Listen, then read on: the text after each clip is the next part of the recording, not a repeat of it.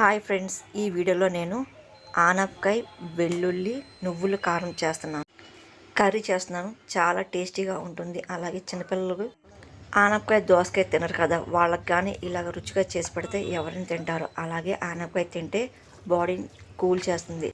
వెల్లుల్లిపాయలు వేసుకుంటున్నాం, అది కూడా హెల్త్ చాలా మంచిది. నువ్వులు కూడా ఐరన్ ఉంటుంది కాబట్టి ఇలా రుచిగా చేసి పెడితే పిల్లలు ఎవరైనా సరే ఇష్టంగా తింటారు. ముందే నేను ఆనపకాయని కడిగి చిన్న ముక్కలు కట్ చేసి పెట్టుకున్నాను.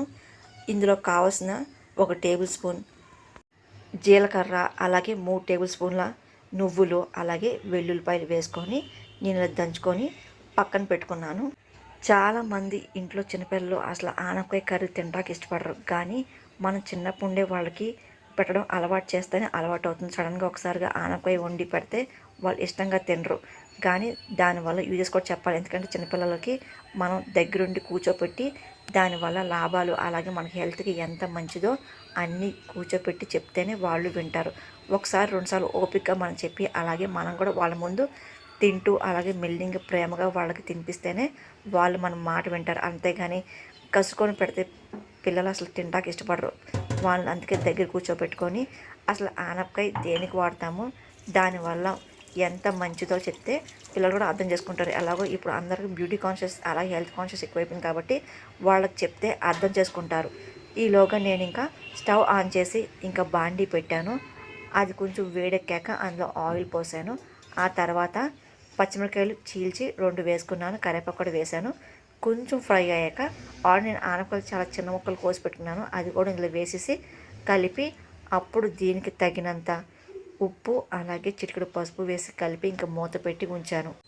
ఇప్పుడైతే చాలామంది ఆనపకాయ జ్యూస్ కూడా తాగుతున్నారు. అలాగే ఎండాకాలం కూడా డిహైడ్రేషన్ లేకుండా చేస్తుంది. ఇలాంటి చిన్న చిన్న విషయాలు మన పిల్లలకి చిన్నప్పుడు నేర్పిస్తేనే వాళ్ళకి అలవాటు అవుతుంది. మనం ఎలాగైనా సరే వారానికి ఒక్కసారైనా సరే ఆనపకాయ అలాగే దోసకాయ బాడీని కూల్ చేసే ఫుడ్ కూడా వీక్లీ వన్స్ అలాగ వండి పిల్లలకి రుచిగా పెడితే తింటారండి. అలాగే దీన్ని స్లో మంట మీద కుక్ అవ్వాలి. అలాగే 10 నిమిషాలు అయ్యాక మళ్ళీ నేను వచ్చి చెక్ చేసి కలిపాను. అలాగే నీళ్లు పోయేదాకా కర్రీని అలాగే స్లో మంట కుక్ చేయాలి. ఆ తర్వాత ఏదైతే నేను దంచిపెట్టుకున్న వెల్లుల్లిపాయ నువ్వులు అలాగే జీలకర్రది అది కూడా ఇందులో వేసేసి 1 నిమిషం కలిపి ఆ తర్వాత నేను తగినంత కారం వేసి మళ్ళీ ఒక 5 మినిట్స్ కుక్ అయ్యేలాగా ఉంచాను. ఆ తర్వాత కొత్తిమీర కూడా కలిపి ఒక 2 మినిట్స్ కుక్ చేశాను. ఆ తర్వాత స్టవ్ కట్టేసి మూత పెట్టేసి ఉంచాను.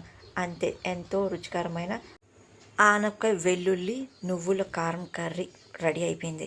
ఇలాగ టేస్టీగా హెల్తీగా చేసి పెడితే ఎవరైనా సరే తింటారు. పెద్దవాళ్ళు చిన్నవాళ్ళు కూడా ఇష్టంగా తింటారు. బయట దొరికే జంక్ ఫుడ్స్ అలాగే మసాలా ఫుడ్ కంటే ఇది ఒంటికి కూడా చాలా మంచిది. ఈరోజు చాలామంది గ్యాస్ట్రిక్ ప్రాబ్లమ్స్ ఎక్కువైపోతున్నాయి కదా, బయట ఫుడ్ అవాయిడ్ చేసి ఒక్క పావు గంట సేపు మనం టైం కేటాయిస్తే చాలు ఎంతో రుచికరమైన ఆనపకాయ వెల్లుల్లి నువ్వుల కర్రీ రెడీ.